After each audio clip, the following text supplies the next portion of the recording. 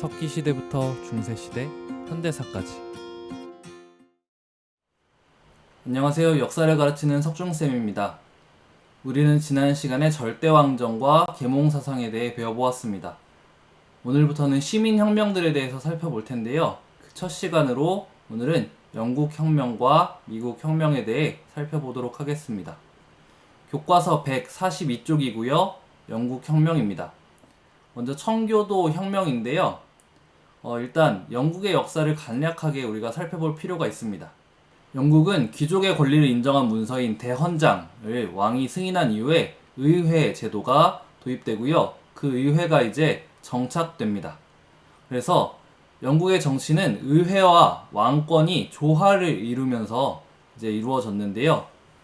국왕은 이제 중요한 일을 의회를 통해서 처리하려고 했고요. 의회도 국왕의 통치를 지지하면서 다른 나라들보다 안정된 정치 모습을 보였습니다.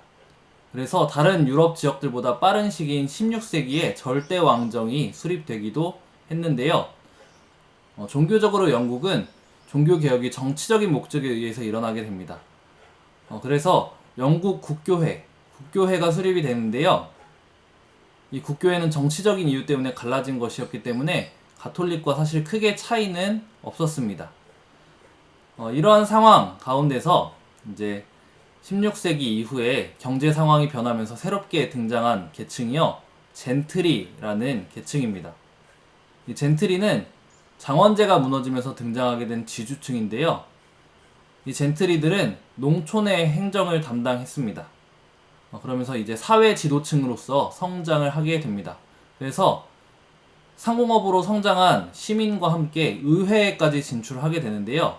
이제 의회에 진출해서는 왕실의 부패를 비판하고 의회 중심의 입헌주의, 그러니까 왕과 의회가 조화를 이루던 영국의 전통적인 정치 체제를 지키려고 하는 모습을 보입니다. 그리고 이 젠트리와 시민 계층은요, 종교적으로 청교도였는데요. 이 청교도는요, 루터와 칼뱅의 종교개혁을 따르는, 그러니까 신교파를 의미했습니다. 이 청교도들은요, 영국 국교회의 종교개혁을 불완전하다고 여겼고요. 그것으로 인해서 영국 국교회와는 조금 갈등을 빚고 있던 상황이었습니다. 이러한 상황에서요, 17세기 초에 이제 스튜어트 왕조가 등장을 하는데요. 이 스튜어트 왕조의 제임스 1세는요, 왕권 신수설과 국교회를 고수하면서 의회를 무시하고 전제 정치를 펼칩니다. 왕권 신수설은 절대왕정을 옹호하기 위한 이론이었죠. 그리고 국교회를 고수하면서 다른 종교들을 좀 핍박하는데요. 그렇게 되니까 의회에 있던 젠트리와 시민들과 갈등이 생겼겠죠. 그리고 의회를 무시하고 전제 정치를 펼치려고 합니다. 의회의 전통을 지키려고 했던 젠트리, 시민 계층과 또 더 부딪히게 되겠죠. 그런 가운데 제임스 1세의 뒤를 이어 왕이 된 찰스 1세는요, 의회의 동의 없이 과세를 하고요, 청교도를 박해했습니다. 우리 대헌장 배우면서 이야기했었는데, 이제 자문 없는 과세를 하지 않겠다라고 했죠. 그 자문을 이제 의회가 하게 되었다라는 이야기도 했었습니다. 그러니까 의회에선 이제 반발을 하겠죠. 그러면서 의회에서 권리 청원이라는 것을 왕에게 제출합니다. 의회에 동의 없는 과세를 하지 말아달라. 그리고 이유에 명시 없는 체포나 구속 금지 등을 요구하는데요. 이 내용은 우리가 지난번에 살펴본 대헌장과 크게 다르지 않죠? 이러한 의회의 요구에 이제 돈이 필요했던 찰스 1세가 동의를 하게 됩니다. 그런데 그렇게 하겠다라고 이야기만 해놓고 그 뒤로 한동안 의회를 소집하지 않습니다. 그리고 왕이 임의로 거둘 수 있는 그런 세금의 항목이 있었는데 그것으로 이제 운영해 나가려고 합니다. 그런데 17세기 중반이 되면요, 스코틀랜드에서 반란이 일어나면서 전쟁 비용이 많이 필요하게 됩니다. 그래서 전쟁 비용을 마련하고자 어쩔 수 없이 이제 왕이 의회를 소집하게 되는데요. 이렇게 새롭게 소집된 의회가 왕의 실정, 그러니까 왕의 잘못을 비판하고 과세를 거부합니다. 그러니까 왕이 화가 나서 의회를 해산해버립니다. 그런데 의회의 동의가 있어야 세금을 거둘 수 있으니까 어쩔 수 없이 다시 의회를 소집하는데요. 새로 소집된 의회도 이제 왕에 대해서 비판적이죠. 그래서 군 통수권 문제라든가 여러 가지 문제들을 들면서 왕을 비난합니다. 그러니까 왕도 참을 수 없죠. 의회파의 지도자를 체포하려고 시도합니다. 그러면서 왕당파와 의회파 사이에 내전이 발생하는데요. 왕이 무력으로 의회를 탄압하려고 했고요. 의회도 무력으로 저항했습니다. 이 싸움 끝에 의회파가 승리를 거두고 공화정을 수립하게 되는데요. 그래서 국가의 정치 형태가 바뀌게 되죠. 그래서 이 사건을 청교도 혁명이라고 부릅니다. 이제 공화정이 세워지고 정치를 주도했던 것이 크로멜이었는데요. 이 사람은 청교도였고요. 청교주의에 입각한 독재 정치를 펼치는데, 이 청교주의라는 것은 보수적인 종교적 입장이었는데요. 음주 가무를 금지하는 등의 모습을 보이기도 합니다. 이 크로멜의 정치는 군대를 배경으로 한 독재 정치였는데요. 사실 이 청교도 혁명은요, 영국 내전이다 라고 불리기도 합니다. 왜 그랬냐면 사실 청교도들이 혁명을 일으켰다라고 보기에는 왕당파에도 청교도들이 많았거든요. 그래서 시각에 따라서는 내전이었다라고 이렇게 좀 평가하는 사람들도 있습니다. 왜냐면 또 크로멜의 그 공화정이 오래 가지 못하거든요. 크로멜이 죽고 나서 청교주의 그리고 군대를 이용한 독재, 그것에 대한 반감으로 왕정이 복고됩니다. 그러니까 다시 왕을 세운 거예요. 그래서 스튜어트 왕조가 되돌아오게 되는데요. 이제 새롭게 돌아온 스튜어트 왕조 시기에 의회는 국교도들이 장악을 하게 됩니다. 그러면서 이 국교도들이 비국교도, 그러니까 가톨릭 신자라든가 청교도 등을 배척하는 모습을 보이기도 합니다. 심사법 같은 법을 만들어서 비국교도, 국교도가 아닌 사람들은 공직에 취임할 수 없게 만드는 등의 조치를 취했는데요. 이것이 또 갈등의 소지가 됩니다. 찰스 2세, 스튜어트 왕조의 찰스 2세는요, 가톨릭 교도를 우대하고 전제 정치를 추구했는데요. 프랑스 같은 가톨릭 국가들과 교류하면서 가톨릭을 회복시키고자 했습니다. 원래 가톨릭 신자였는데 왕이 되면서 국교도로 개종을 했습니다. 그렇지만 아직 가톨릭에 대한 마음이 있었는지 이제 가톨릭 교도를 계속해서 우대하는 모습을 보여줍니다. 그거에 대해서 의회가 불만을 품죠. 그 뒤를 이어 왕이 된 제임스 2세는요, 좀 더 노골적으로 친가톨릭적인 정책을 펼치고 심사법과 인신보호법을 무시하는 등 전제 정치를 펼치게 됩니다. 근데 사실 이 제임스 2세가 친가톨릭적이라고 평가를 받는 것은 심사법을 무시했기 때문인데요. 근데 가톨릭 교도뿐만 아니라 청교도까지, 그러니까 종교적 관용을 베풀려고 했다라는 평가를 하는 사람들도 있습니다. 그렇지만 인신보호법, 이 인신보호법은 사람을 구속할 때 법에 의해서 구속을 해야 된다라는 것을 명시한 법이었는데, 이것을 무시한 거는 이제 전제 정치의 어떤 요소로 볼 수 있겠죠.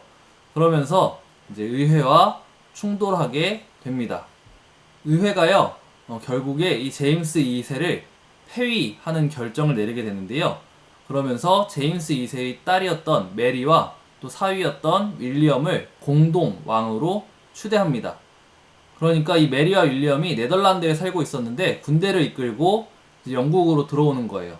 그 모습을 보고 이제 제임스 2세가 프랑스로 망명을 떠나게 됩니다. 그렇게 왕이 바뀌게 되는데요. 피를 흘리지 않고 왕을 바꾸었다라고 해서 명예혁명이라고 부릅니다. 이 명예혁명 이후에 의회가 새롭게 왕이 된 메리와 윌리엄에게 이제 권리장전이라는 것을 승인해달라 요구하는데요. 메리와 윌리엄이 이것을 승인하게 됩니다. 이것의 내용은 의회의 동의 없이 법의 집행이나 과세를 하지 않겠다라고 약속을 한 거고요. 군대를 유지하지 않겠다라고 했고요. 또 의회를 정기적으로 소집하고 토론의 자유를 허용하겠다라고 약속을 한 것입니다. 이 권리 장전을 승인하면서 왕이 의회 속에 있다라는 영국 특유의 전통을 수립하게 되고요. 그러면서 의회 중심의 입헌군주제의 토대가 마련이 됩니다. 이것이 17세기 말에 일어난 사건인데요. 27세기 말에 영국은 명예혁명을 겪으면서 유럽에서 제일 먼저 절대 왕정을 타파하고 의회 정치의 기틀을 마련하게 됩니다. 네, 여기서 우리가 한번 생각해 보았으면 좋겠는데요. 명예혁명 이후에 입헌 군주국이 된 영국의 모습은 오늘날 우리나라의 민주주의와 어떤 차이가 있는 것 같은지 한번 생각해 보았으면 좋겠습니다. 네, 다음은 교과서 144쪽 미국 혁명입니다. 미국은요, 북아메리카 대륙에 있는 국가죠. 17세기 중반부터 해서 영국인들이 북아메리카로 이주를 하게 됩니다. 종교적, 경제적 이유로 이제 이주를 하게 되는데요. 이렇게 이주한 영국 사람들은요, 본국의 간섭 없이 자치를 누리게 됩니다. 영국도 특별히 북아메리카에 있는 이 식민지들에 대해서 터치하지 않고요. 이 이주한 사람들이 스스로 의회를 만들고 자치적으로 식민지를 운영해 나갔습니다. 그런데 이제 유럽에서 7년 전쟁이라는 큰 전쟁이 벌어지게 됩니다. 그 7년 전쟁 이후에 영국이 재정적으로 어려워지게 되는데요. 그러면서 식민지에 대한 간섭을 하기 시작합니다. 본국이 식민지에 대한 통제가 가능하다라고 선언을 하고 중상주의적인 통제를 가하게 되는데요. 중상주의라는 것은 우리가 지난 시간에 살펴봤지만 본국의 경제적인 이익을 위해서 상공업을 보호하고 육성하고 또 식민지를 개척해서 그 식민지에다가 여러가지 부담을 가하는 그런 경제 정책이었죠. 그러면서 이제 인지세 등을 식민지에 부과하게 됩니다. 식민지인들이 그동안 자치를 누렸는데 갑자기 세금을 내라고 하니까 당황스러웠겠죠. 그래서 식민지인들이 대표 없는 곳에 과세도 없다라고 하면서 반발을 하게 됩니다. 그러니까 영국의 전통을 이야기한 거죠. 의회에서 동의를 해야 세금을 걷는데 그 의회에 이제 우리는 사람을 보낸 적이 없다라는 겁니다. 그럼에도 영국이 과세를 하게 되니까요. 북아메리카 식민지 사람들이요. 보스턴 항에 영국 배를 인디언 복장을 하고 습격을 하게 됩니다. 이것이 유명한 보스턴 차 사건입니다. 이 보스턴 차 사건으로 영국과 북아메리카 식민지 사이의 갈등이 깊어지고요. 결국 독립전쟁으로 이어지게 되는데요. 영국군과 식민지 민병대가 이제 충돌하고요. 독립전쟁이 시작됩니다. 독립전쟁이 시작된 이후에 이제 북아메리카 식민지 사람들이요. 독립선언문을 발표하게 되는데요. 식민지 대표가 천부인권과 국민주권, 저항권 등을 천명하면서 이제 1776년 7월 4일에 이것을 발표합니다. 처음에는 이 사람들이 독립을 주장하지 않고 식민지에게 권리와 자유를 달라고 이야기했었는데 이것이 받아들여지지 않으니까 독립을 선언하게 된 겁니다. 여기서 천부인권은 이제 사람은 모두 평등하고 생명과 자유를 추구할 수 있는 그런 권리가 있다라는 것이고요. 저항권은 이제 천부인권을 해치는 정권, 정부는 바꾸거나 폐지할 수 있다라는 건데요. 우리 로크의 사회계약서를 배웠었죠. 그것을 이제 바탕으로 미국 사람들이, 식민지인들이 독립선언문을 작성하게 됩니다. 이 독립전쟁은 처음에 영국이 우세했는데요. 그런데 이 영국과 갈등 관계에 있었던 프랑스, 스페인, 네덜란드 등이 북아메리카 식민지를 도와주면서 역전이 됩니다. 이 전세가 역전이 되니까 러시아랑 프로이센도요. 직접적인 지원은 아니지만 간접적으로 지원을 하기 시작하고요. 결국에 영국도 미국의 독립을 승인하게 됩니다. 여기서 우리가 한 가지 생각해 보았으면 좋겠는데요. 미국의 독립기념일은 독립선언문을 발표한 7월 4일입니다. 사실 실제로 독립한 날은요. 이보다 한참 뒤인 1783년 9월 3일인데요. 미국 사람들은 왜 독립선언문을 발표한 이 날을 독립기념일로 삼고 기념을 하고 있을까요? 한번 생각을 해보았으면 좋겠습니다. 이 미국 혁명의 결과와 영향에 대해 우리가 마지막으로 살펴볼 텐데요. 이 미국 혁명의 결과, 연방주의와 삼권 분립의 원칙에 바탕을 둔 미합중국, 우리가 알고 있는 미국이 탄생합니다. 연방주의라는 것은 이 북아메리카 식민지가 하나의 통일된 공동체가 아니라 13개로 나뉘어져 있었는데 이것을 하나의 중앙정부 아래 두면서 각각의 또 주정부, 그러니까 13개의 식민지를 주로서 만들어 국가를 운영하게 된 건데요. 중앙정부의 역할, 군사와 외교, 화폐 주조 같은 것을 두고 그 외의 것들은 지방의 어떤 특색을 살려서 운영해 나갈 수 있도록 한 분권 정치였습니다. 그리고 삼권 분립은 입법, 사법, 행정 기구들이 서로 견제하면서 권력이 한쪽에 독점되지 않도록 한 정치 체제이죠. 이러한 원칙 아래 미국이 세워졌고요. 오늘날까지도 그 전통이 이어지고 있습니다. 그리고 이 미국 혁명은요, 이후에 우리가 살펴볼 프랑스 혁명에 큰 영향을 미치게 됩니다. 미국의 등장이 또 가지는 의미로서 자유주의와 공화주의, 민주주의에 기초한 새로운 국민 국가가 탄생했다라는 것인데요. 이 시기에 다른 지역에서는 신분의 평등이라든가 공화주의라든가 이런 것들을 찾아보기가 힘들었죠. 그런데 미국이 이제 혁명을 통해서 이러한 모습을 갖추면서 역사적으로 중요한 이정표를 세우게 됩니다. 네, 이렇게 해서 우리는 오늘 영국 혁명과 미국 혁명에 대해서 살펴보았습니다.